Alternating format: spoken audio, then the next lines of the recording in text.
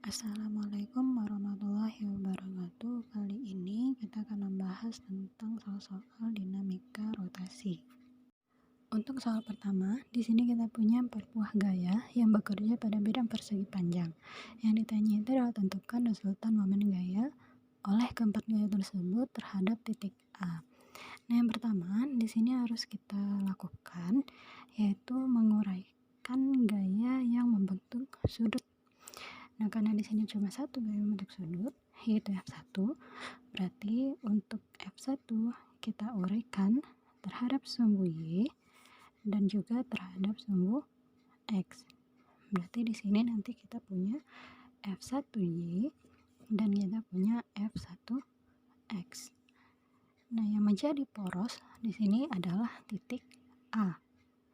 Titik A ini sebagai poros.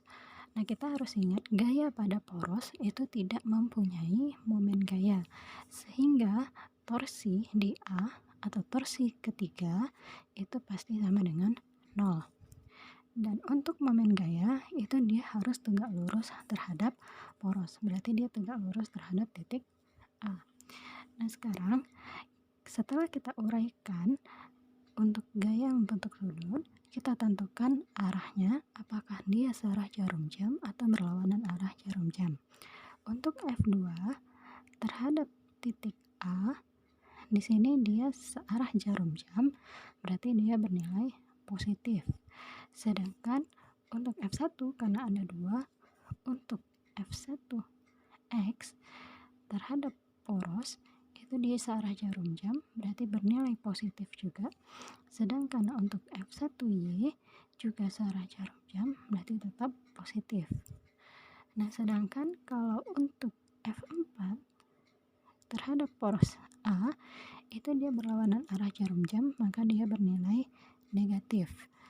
Maka di sini untuk torsi di titik A itu sama dengan torsi 1Y ditambah torsi 1X ditambah torsi 2 dikurang dengan torsi 4, tergantung pada positif negatif yang kita uraikan tadi.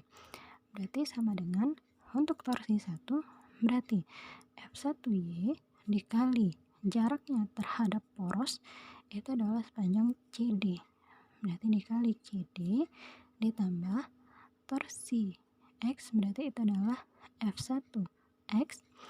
Untuk jaraknya terhadap titik A itu adalah sepanjang CB, berarti dikali CB ditambah torsi 2, berarti F2 dikali jaraknya terhadap poros itu adalah sepanjang DA dikurang untuk torsi 4, berarti itu adalah F4 dikali jaraknya terhadap titik A itu adalah sepanjang BA. Nah, sekarang tinggal kita masukkan angka-angkanya saja. Untuk F1Y itu artinya adalah F1 sin 53 dikali CD ditambah F1X, berarti itu adalah F1 cos 53 dikali CB ditambah F2 dikali DA dikurang F4 dikali BA. Berarti sama dengan F1-nya 40 sin 53 4/5 dikali CD, panjangnya ini masih dalam sentimeter, berarti harus diubah ke dalam meter menjadi 0,4 ditambah F1 40 cos 53 itu adalah 3/5 dikali CB 0,3 ditambah F2 10 dikali DA 0,3 dikurang F4 20 dikali BA itu adalah 0,4. Nolnya boleh kita coret, ini juga bisa kita coret, ini juga bisa, ini juga bisa. Berarti ini kita kalikan semuanya sama dengan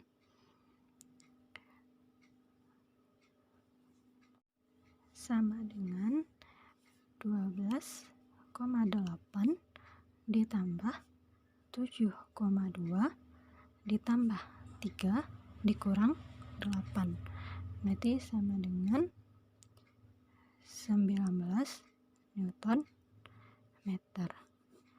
Nah, karena kita dapatnya hasilnya positif, jika ditanya arah, berarti di sini dia searah putaran jarum jam.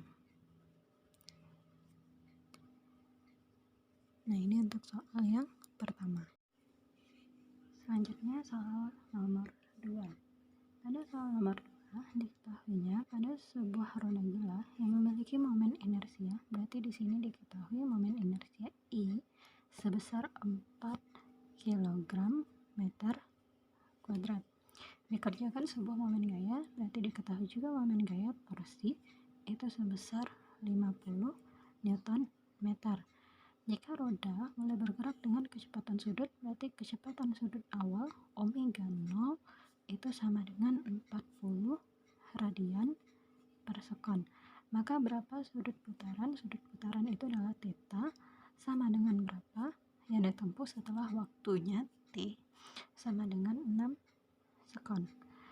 Nah, di sini berarti ini perpaduan antara hubungan momen gaya dan momen inersia dengan GMBB. Nah, untuk GMBB itu dia sama seperti pada GLBB. Berarti rumusnya di sini hanya mengganti lambang-lambang. Yang mana rumusan yang pertama, omega T itu sama dengan omega 0 ditambah alfa dikali T. Untuk rumus kedua, omega T kuadrat sama dengan omega 0 kuadrat ditambah 2 kali alfa kali theta. Yang ketiga, theta sama dengan omega 0 dikali T ditambah setengah dikali alfa kali T kuadrat, di mana diketahui omega T itu adalah kecepatan sudut akhir, sedangkan omega 0 itu adalah kecepatan sudut awal, alfa itu adalah percepatan sudut, dan theta itu adalah sudut putar.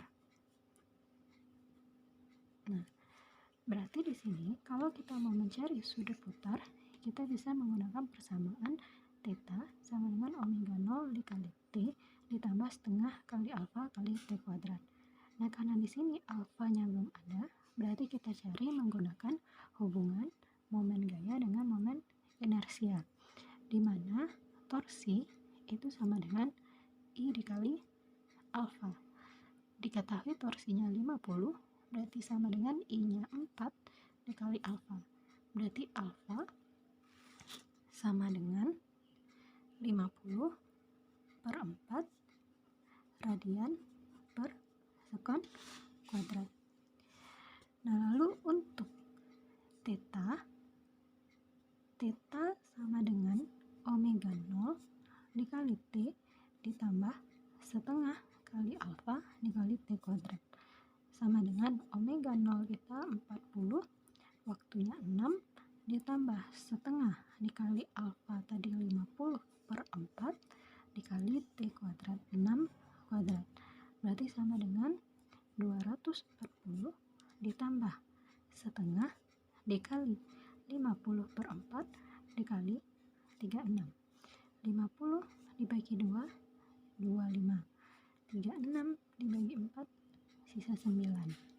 Berarti jadinya sama dengan 240 ditambah 225. Berarti sama dengan 465 radian.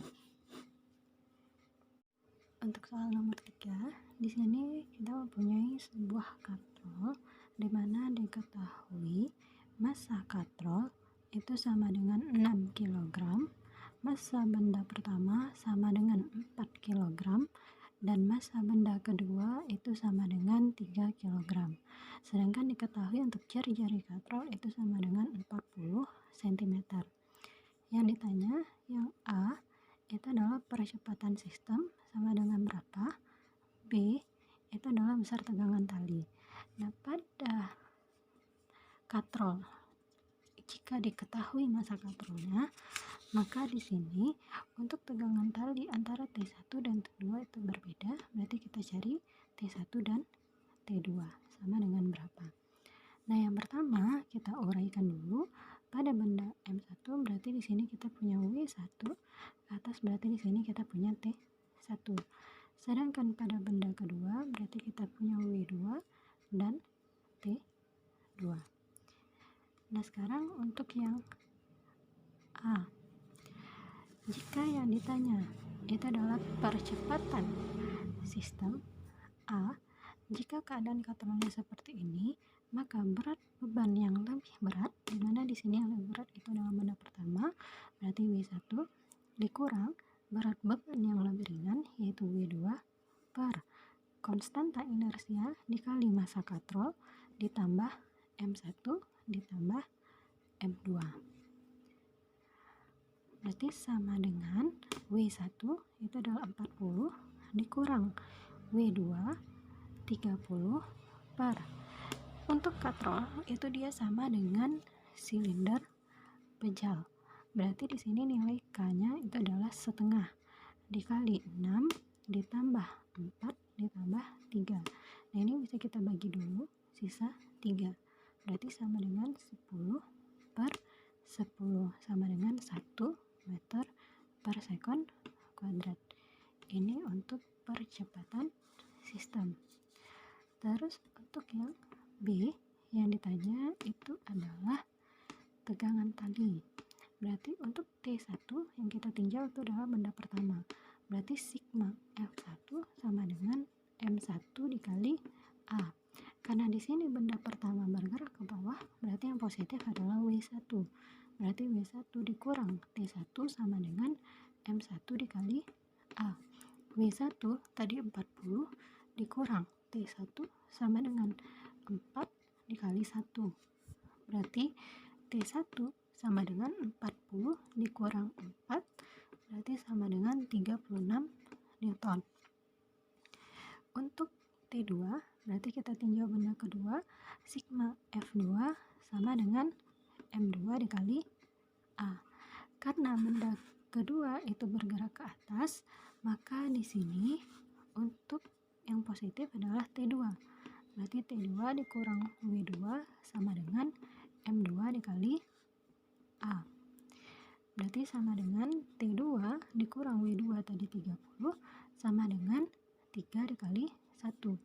Berarti T2 sama dengan 3 ditambah 30 sama dengan 33 Newton. Nah, ini nilai T1 dan T2.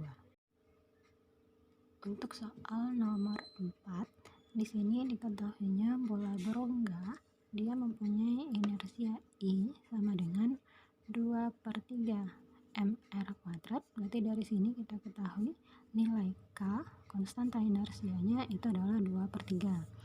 Dan massa itu sama dengan 2,5 kg. Menggelinding sempurna pada bidang datar dengan kelajuan linier V sama dengan 6 meter per sekon. Yang ditanya itu adalah energi kinetik total.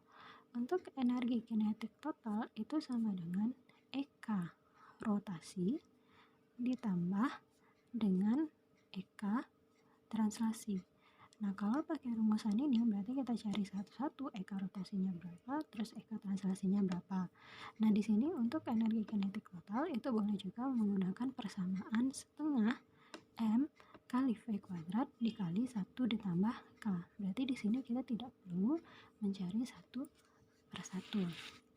Nah, di sini sama dengan setengah dikali massanya 2,5 dikali V-nya 6 kuadrat dikali 1 ditambah K-nya tadi adalah 2/3. Berarti sama dengan setengah dikali 2,5 dikali 36 dikali 5/3. Nah, ini bisa kita bagi, itu didapatkan 18. Berarti sama dengan 45 dikali 5/3.